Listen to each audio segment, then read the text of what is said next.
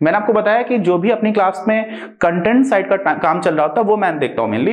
Text side पर मैं mainly responsible नहीं हूँ और मुझे अंडरस्टैंडिंग भी थोड़ी कम है, और मेरा जो ओवरऑल अंडरस्टैंडिंग है और इंटरेस्ट है वो उतना ज्यादा नहीं है टेक्स्ट साइड को देखने का। तो मुझे काफी कम अंडरस्टैंडिंग थी। इसी टाइम पर मैंने अपने एक फ्रेंड निशान, जिसका मैंने नाम आपको बताया, उसको कॉल किया कि भाई आ जाओ घर पे और देखो इस तरह की चीज हो गई है।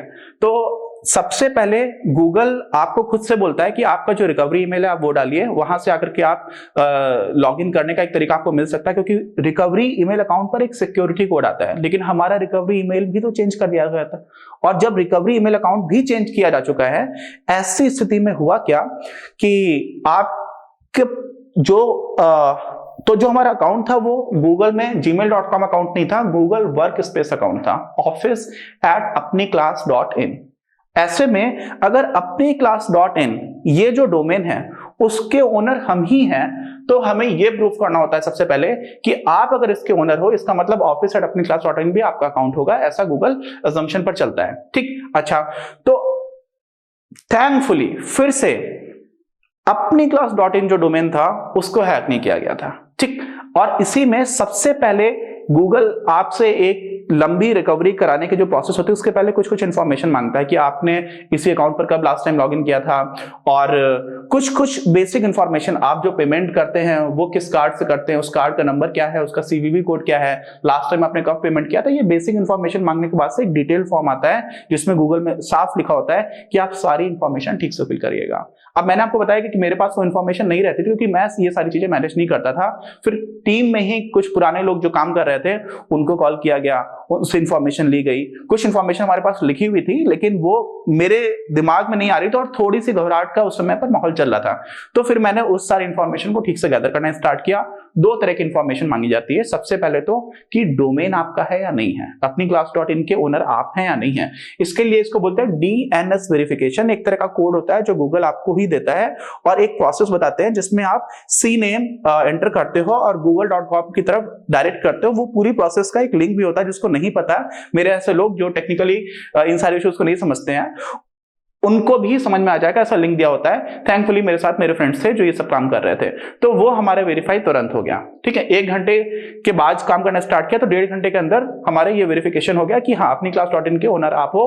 अब आपको नॉलेज टेस्ट देना है। क्या देना है? Knowledge test. और नॉलेज टेस्ट के 2 कंपोनेंट थे, एक तो जो हमारा अकाउंट था उससे रिलेटेड इंफॉर्मेशन, दूसरा हमारा पेमेंट से रिलेटेड इंफॉर्मेशन। पेमेंट किस चीज की? जब भी हम लोग गूगल वर्क स्पेस पे कोई अकाउंट लेते हैं, जैसे office@apniclass.in ले रखा है, तो उस अकाउंट के लिए हमें कुछ मंथली पेमेंट करना होता है। ठीक, तो डोमेन से रिलेटेड क्या क्या क्वेश्चन थे? इस तरह के क्वेश्चन आ रहे थे कि आप के कितने एडमिनिस्ट्रेटर्स हैं, सुपर एडमिनिस्ट्रेटर कौन है, लास्ट टाइम आपने कब लॉगिन किया था, ये अकाउंट ओपन कब किया था।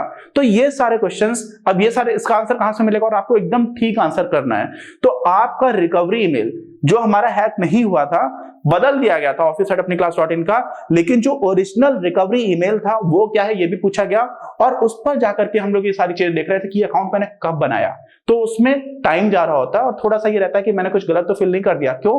क्योंकि गूगल में जो सब काम चल रहा था वो अल्टीमेटली एक तरह के, आप समझ सकते हैं कि कुछ प्रोग्राम बेस्ड है, कुछ रोबोट्स काम कर रहे हैं, ह्यूमन इंटरेक्शन डायरेक्टली नहीं है फर्स्ट लेवल पर। हो सकता है कि बाद में काफी चीजें बिगड़ जाएं, फिर आपको वहां पर जाना पड़े, आपको प्रूफ करना पड़े, लेकिन फर्स्ट हैंड इंफॉर्मेशन जो है वो कुछ इस तरह से ही हो रही होती है कि आप सारी इंफॉर्मेशन ठीक दीजिए तभी प्रोसेस ठीक से हो पाएगी। तो थोड़ी सी घबराहट होते हुए वो सारी चीजें हम लोगों ने नोट करना स्टार्ट की, उसको आंसर किया, और साथ ही में जहां पर हम लोग पेमेंट इंफॉर्मेशन दे रहे थे, तो कौन से क्रेडिट कार्ड से दे रहे हैं, उस क्रेडिट कार्ड का नंबर, उसका CVV कोड, और फिर किसके नाम पर क्रेडिट कार्ड है, उसका बिलिंग एड्रेस क्या है। अब मेरे वाले केस में मेरे पास क्रेडिट कार्ड नहीं है, फ्रैंकली मैं यूज नहीं करता था, तो मेरे एक फ्रेंड है उनका क्रेडिट कार्ड हुआ करता था, तो उनको भी मैंने रात में जगाया और मेरे पास थी, लेकिन लास्ट पेमेंट आपने कब किया, एग्जैक्टली कितना अमाउंट कटा, तो कितने रुपए कितने पैसे किस दिन कटे, ये सारी इंफॉर्मेशन उसमें देनी थी। तो जब हम लोगों ने ये इंफॉर्मेशन दे दी उसके बाद से कोई मेल नहीं आया मुझे। ठीक है, गूगल से मेल आया जिसमें हमको ये इन्फॉर्मेशन नहीं थी। वो इन्फॉर्मेशन देने के बाद से कोई मेल नहीं आया, लेकिन मैंने अपने दोस्तों से बात की जो ये सब काम करे, तो उन्होंने बोला कि कोई बात नहीं है, आपको 2-3 दिन में मेल आ जाएगा। 10 तारीख की ये बात है, रात हो गई, मैं काफी परेशान था, सो गया। और रात में सोने से पहले मैंने बहुत पढ़ाई की कि कैसे अपने अकाउंट को और ज्यादा सिक्योर किया जा सकता है, क्योंकि ये तो बहुत सारे लोगों की प्रॉब्लम हो सकती है। हमारे पास तो 23,000 सब्सक्राइबर्स हैं, इतना बड़ा बेस नहीं है। कई लोग मिलियंस ऑफ सब्सक्राइबर्स लेकर के बैठे हुए हैं, और वो लोग अपने अकाउंट को किस तरह से सेफ रखते हैं। और फिर मुझे पता चला उस दिन कि बहुत बड़े बड़े लोगों का अकाउंट भी हैक हुआ है। कुछ लोगों का सिर्फ यूट्यूब की साइट से हैक हुआ है, बड़े बड़े यूट्यूबर्स हैं, बहुत बड़े बड़े नाम हैं, उन लोगों के साथ भी ऐसा हुआ है। तो कैसे हम और ज्यादा सेफ कर सकते हैं, इस पर मैंने काफी पढ़ाई की उस दिन रात में। मेरी टीम के लोग भी थे, उन लोगों ने भी, वो लोग भी रात में काफी देर तक जगते रहे, और उन सारे लोगों ने कोशिश की कैसे भी करके हमें अपनी साइट पर हम जितना ज्यादा सेफ्टी रख सकते हैं वो रखने की कोशिश करेंगे। तो वो बहुत इंपॉर्टेंट है। रिकवर कैसे होगा अकाउंट, मैं आपको बताता हूँ कि 12 तारीख को फिर मुझे कॉल आता है यूएसए से। एक गूगल वर्कस्पेस सपोर्ट में एक एम्प्लॉय थे, उनका कॉल आया कि आपके साथ ऐसा कुछ हुआ है क्या। तो मैंने बोला हाँ हुआ है। फिर उन्होंने वही सारी इंफॉर्मेशन मुझसे फिर से मांगी जो मैं ऑलरेडी सबमिट कर चुका था, और वो सबमिट करने के बाद से मुझे मेल आता है कि आपका ये रेजोल्यूशन 3 दिन के अंदर होना चाहिए, और उन्होंने मुझे कॉल पर भी बताया। फिर 3 दिन हो गए और हमारा रेजोल्यूशन नहीं हुआ। फिर मुझे थोड़ी सी घबराहट हुई कि ऐसा क्यों हो रहा है, 3 दिन के अंदर जब इतनी बड़ी कंपनी आपको बोल रही है तो होना चाहिए। अब इसमें एक इशू ऐसा हो सकता है क्योंकि बीच में सैटरडे और संडे आ गया था, ठीक। 10 मार्च को हमारा अकाउंट हैक हुआ था और 16 को जाकर के रिकवर हुआ।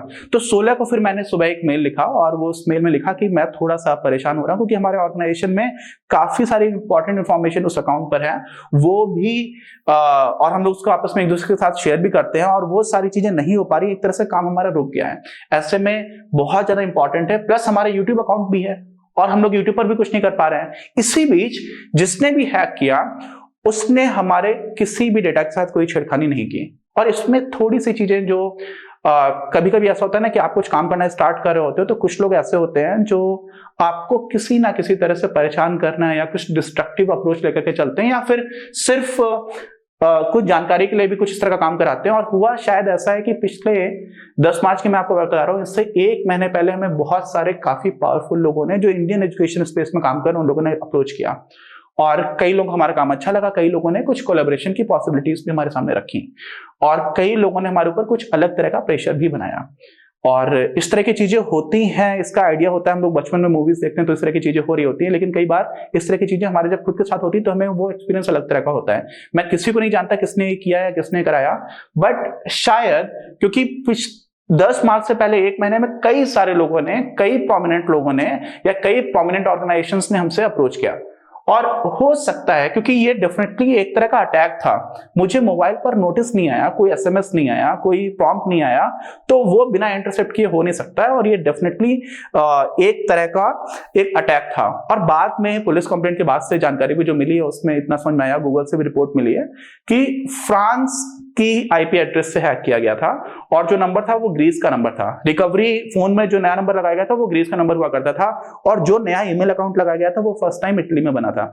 तो ये सारी चीजें किसी यूरोपियन हैकर से की हैं, कराई गई हैं, जो भी हुआ, कुल मिलाकर के हमारा अकाउंट रिकवर हुआ। जिस दिन 16 तारीख को फिर से मैंने मेल किया, उसके बाद से फिर से उन्हीं का कॉल आता है, जो एम्प्लॉय से मेरी पहले बात हुई थी, उन्होंने मुझे कुछ रीजंस बताए, और शायद सैटरडे संडे का जो वीकेंड होता है उसकी वजह से थोड़ा डिले हो गया, लेकिन 16 को उन्होंने मुझसे इंफॉर्मेशन जो मांगी थी उसके बाद से मुझे फिर से मेरा अकाउंट मिला, और उसमें नया पासवर्ड बनाने की बात कही गई, और इसके बाद से हम लोगों को अपना अकाउंट मिल गया, जो बहुत ही ज्यादा एक सुकून देने वाला एक पल था डेफिनेटली। और इस पूरी प्रोसेस में जो सबसे इंपॉर्टेंट चीज आप सारे लोगों के लिए वो है कि हम लोग कैसे अपने अकाउंट को सेव कर रख सकते हैं और कौन कौन से स्टेप्स जो लेने चाहिए उसकी बात करते हैं।